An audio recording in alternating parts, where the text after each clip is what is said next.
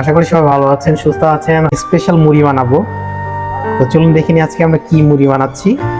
পেঁয়াজ কুচি আছে, শসা কুচি আছে, ধনেপাতা কুচি আছে, কাগজি লেবু আছে, কাঁচামরিচ আছে এবং সামান্য লবণ আছে। এখানে বুট আছে, ছোলা বুট আছে, গিলা কলিজা আছে, বুঝতে পারছেন গিলা কলিজা দিয়ে মুড়ি বানাবো। সাথে চিকন চানাচুর আছে এবং চাটনি আছে, সাদা সরিষার তেল আছে এবং মুড়ি মাখানোর জন্য মুড়ি আছে। সামান্য পেঁয়াজ কুচি দিয়ে নিলাম, এই যে পেঁয়াজ কুচি বেশি হলেও ভালো লাগে মুড়িটা খেতে। তারপর কাঁচামরিচ নিলাম, তারপর ধনেপাতা নিয়ে নিচ্ছি, আর এগুলো পরে গার্নিশিং এর জন্য ব্যবহার করব। তারপর আমরা এখান থেকে বুট নিয়ে নিচ্ছি,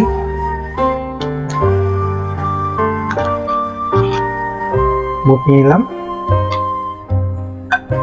তারপরে এখন আমরা এটার মধ্যে যে কলিজা যে রান্না করা হয়েছে, কলিজা গিলা কলিজা, এই যে কলিজা দেখা যাচ্ছে, এই যে মুরগির পা, এই যে মানে এটা হচ্ছে খাঁচার অংশ, মাথা, এগুলো দিয়ে এখন মুড়িটা বানাবো। সবটুকু নিয়ে নিচ্ছি, দেখতে পাচ্ছেন কতটুকু কালারফুল জিনিসগুলো। এর মধ্যে আমরা মুড়ি নিয়ে নেবো, পরিমাণ মতো মুড়ি নিয়ে নিলাম।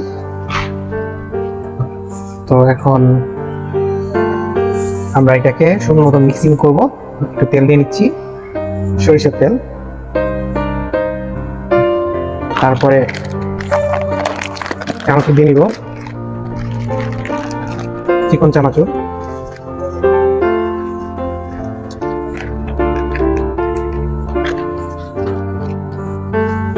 তারপরে চাটনি নিব। এখন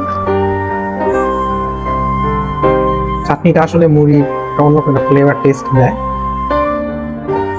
এটা যার যার রুচির উপর ডিপেন্ড করবে। এখন হাতটা পরিষ্কার করা আমার, সুন্দরভাবে মাখিয়ে নিচ্ছি।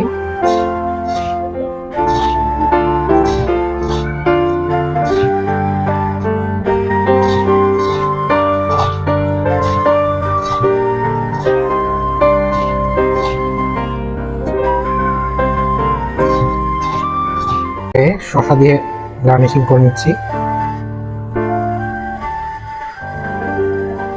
একটু টক টক ফ্লেভার আনার জন্য একটু কাগজি লেবু চিপে নিলাম।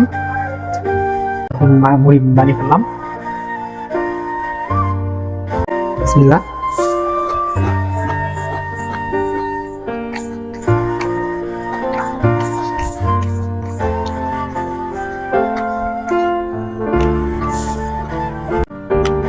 যে কলিজা দেখা যাচ্ছে,